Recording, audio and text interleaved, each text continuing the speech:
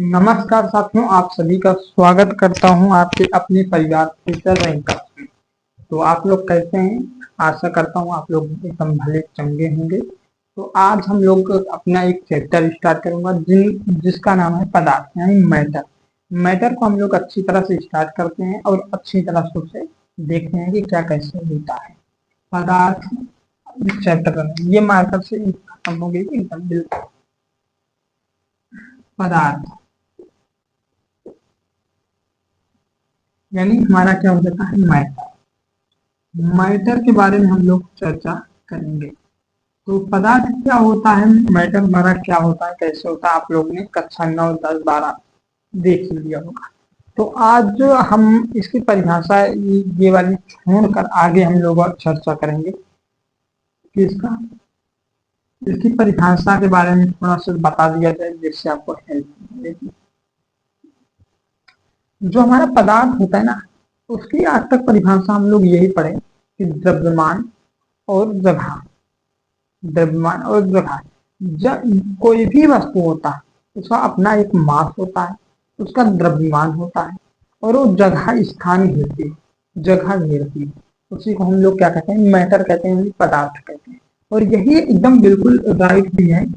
कोई भी वस्तु है उसके अंदर मास है यानी द्रव्यमान भी है और वो जगह भी घेरती है, प्लेस भी घेरती है, जगह स्पेस स्पेस भी लेती है यानी जगह भी घेरती है।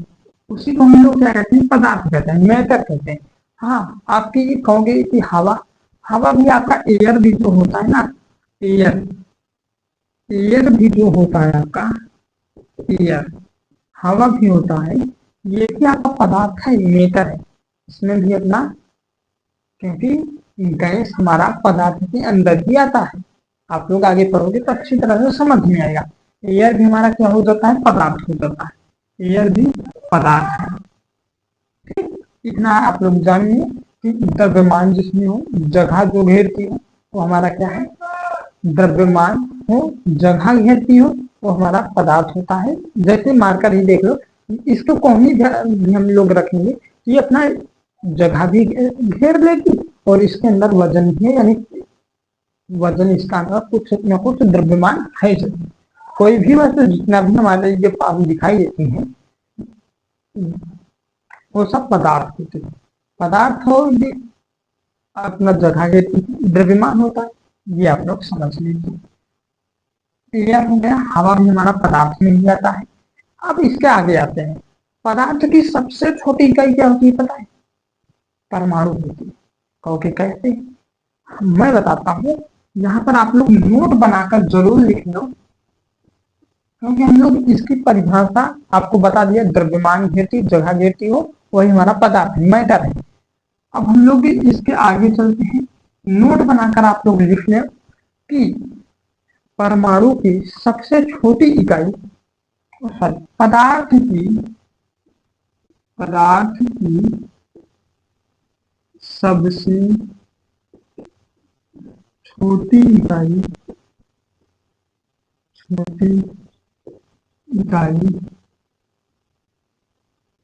सबसे छोटी इकाई क्या होती है पता है? और मैं बताता हूँ, पदार्थ की सबसे छोटी इकाई को परमाणु कहते हैं। क्या कहते हैं? परमाणु कहते हैं, परमाणु कहते हैं। कहोगे ये कौन कहा? इसको आकर कहते हैं हमारे जॉन डाल्टन। आप लोग कक्षा 10 या 9 में तो इनका नाम सुना होगा, जॉन डाल्टन। जॉन डाल्टन,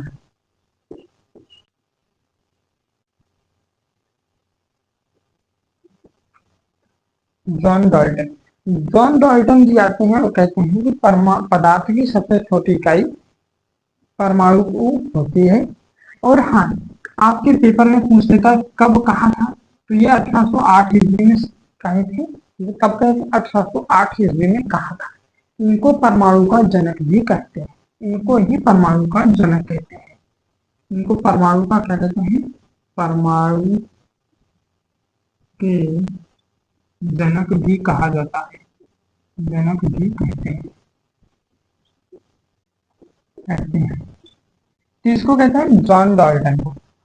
और आगे आओगे, 2200 वर्ष पहले ही, 2200 वर्ष पहले ही महर्षि कणाद ने आकर परमाणु को बताया था कि कोई भी पदार्थ होता है वो परमाणु से ही मिलकर बना होता है। इसको ये हमारे यहाँ भी कह दिए गए थे 2200 यानी 2200 पहले ही बता दिया गया कि महर्षि कणाद ने बताया कि परमाणु के बारे में 2200 साल पहले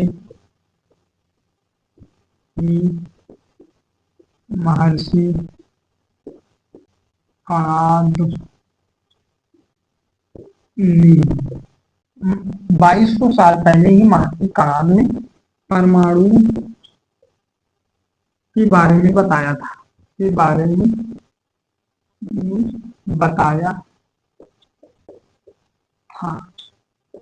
जो हमारे जॉन डाल्टन साहिब 1808 ईस्वी में आकर बोलते हैं और कहते हैं और इन्हीं को परमाणु के जनक भी कहा जाता है, वही हमारे यहाँ महर्षि कणाद ने परमाणु के बारे में 2200 साल पहले ही बता दिया था। अब 1800 में 2200 साल घटा लो, आपको खुद पता चल जाएगा कब इन्होंने कहा था।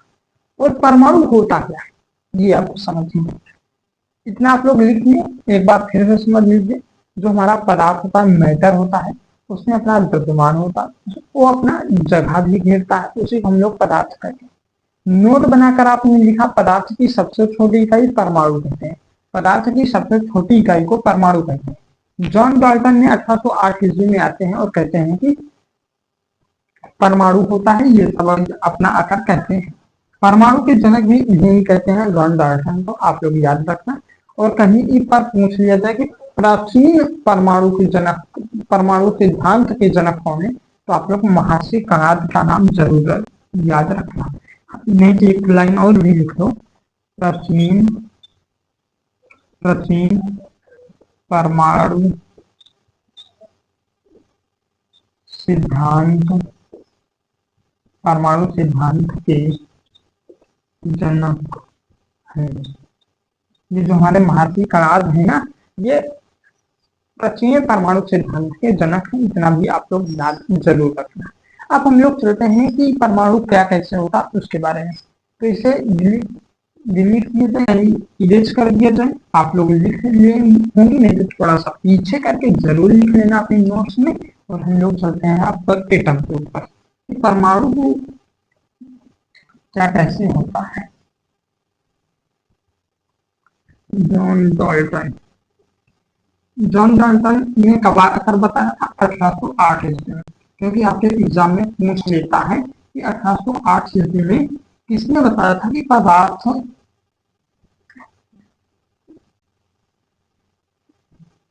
पदार्थ की सबसे छोटी इकाई परमाणु है। तो आप लोग याद रखना कि 1808 ईस्वी में हमारे महान वैज्ञानिक जॉन डाल्टन ने बताया था। अब हमारा क्या है? एटम। एटम के बारे में आप लोग पढ़ लो क्योंकि बहुत जरूरी है। परमाणु, बस एटम, एटम क्या होता है इसको देखें। इसी तरह आपका क्या होता है? परमाणु होता है। क्या होता है? परमाणु, परमाणु होता है। परमाणु से 1,00,000 गुना छोटा, 1,00,000 गुना छोटा परमाणु कितना बड़ा है? इससे 1,00,000 गुना छोटा, 1,00,000 गुना छोटा क्या होता है? छोटा नाभिक होता है, नाभिक होता है। जो ये नाभिक है ना, ये क्या है? ये आपका क्या हो जाता है? सॉरी यहाँ पर ये क्या है आपका? ये नाभिक, न्यूक्लियस, ये नाभिक है। परमाणु ये ऊपर वाला आप देख रहे हैं, नाभिक हो जाता है। नाभिक 1,00,000 गुना छोटा होता है। किससे होता है? परमाणु से। परमाणु का जो होता है उससे 1,00,000 गुना छोटा होता है नाभिक।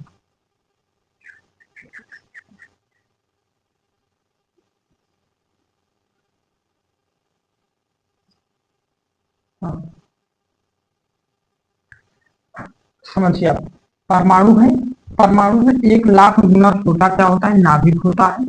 यहाँ पर लिख लो, परमाणु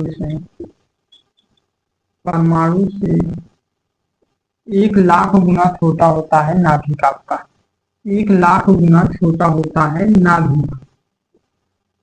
यहाँ पर देखो, परमाणु से 1 लाख गुना छोटा होता है नाभिक आपका।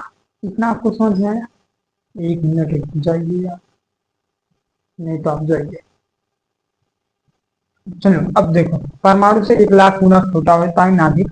ये परमाणु है, इससे 1 लाख गुना छोटा आपका नाभिक हो जाता है। नाभिक के अंदर क्या क्या पाया जाता है, ये आप लोग समझ लीजिए। प्रोटॉन पाया जाता है, न्यूट्रॉन भी पाया जाता है। प्रोटॉन भी आपका होता है, प्रोटॉन, न्यूट्रॉन, ये सब आपका क्या होता है, इसी परमाणु के नाभिक के अंदर होता है। और इलेक्ट्रॉन आपके परमाणु के चारों तरफ नाचते रहते हैं। इलेक्ट्रॉन आपके परमाणु के चारों तरफ नाचते रहते हैं, कूदते रहते हैं। इतना आपको समझ में कहोगे हाँ। परमाणु का आकार आपका कितना होता है, यहाँ पर लिख लो, परमाणु का आकार। कभी आपसे परिभाषा नहीं पूछेगा कि ये परमाणु की परिभाषा लिखो, आपको ये पता है। आपको उससे पूछ लेगा परमाणु उससे कितना छोटा नाभिक होता है, 1 लाख गुना छोटा नाभिक होता है। नाभिक के अंदर क्या क्या होता है, प्रोटॉन न्यूट्रॉन होता है। परमाणु नाभिक से बाहर और परमाणु के अंदर क्या होता है, कहोगे इलेक्ट्रॉन रहते हैं। बस इतना आपको याद रखना है। परमाणु का आकार क्या होता है, 10 के घाते -10, 10 के घाते -10 मीटर। और इसी को एक एंगस्ट्रॉम भी कहते हैं। इसी को क्या कहते हैं, एक एंगस्ट्रॉम,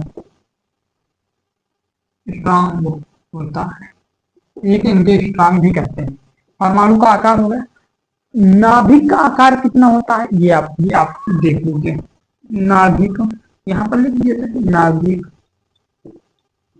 का आकार, नाभिक का आकार कितना होता है, तो 10 के घात से -15 मीटर होता है।